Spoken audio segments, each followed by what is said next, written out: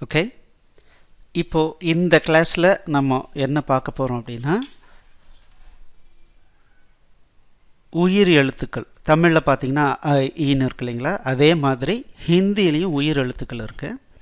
So இந்த உயிர் எழுத்துக்கள் எப்படி உச்சரிக்கிறோம் அப்படிங்கிறத நீங்கள் இப்போது பார்க்க போகிறீங்க. ஸோ இதை நீங்கள் ஜஸ்ட்டு எப்படி எந்த லெட்டர்னு வியூ பண்ணி அதனுடைய சப்தத்தை நான் சொல்ல சொல்ல உச்சரித்து பார்த்துக்கிட்டிங்கன்னா போதும்.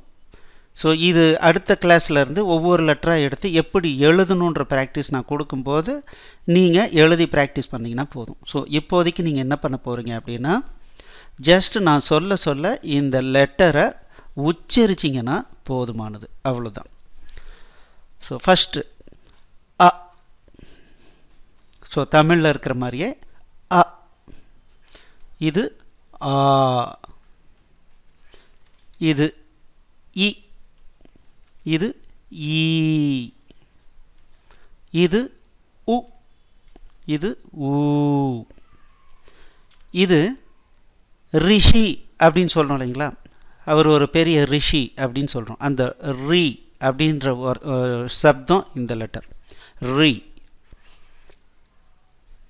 ரி, ரிஷி, ரி, அந்த ரி தான் இது.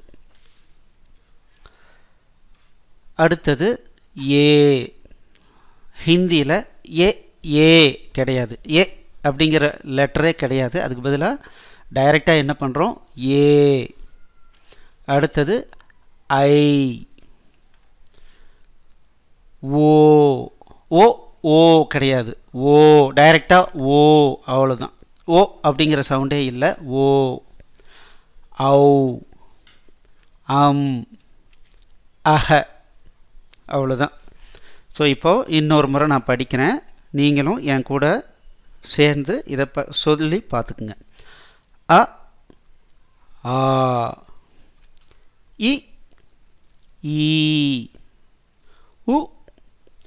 ஊ. ரி.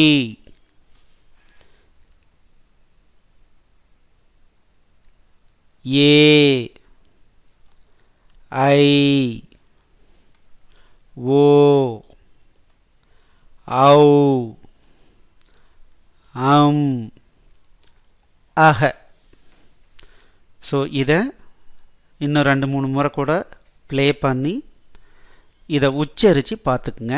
ஸோ இந்த கிளாஸில் நீங்கள் பண்ண வேண்டிய வேலை இவ்வளவு தான். தேங்க்யூ.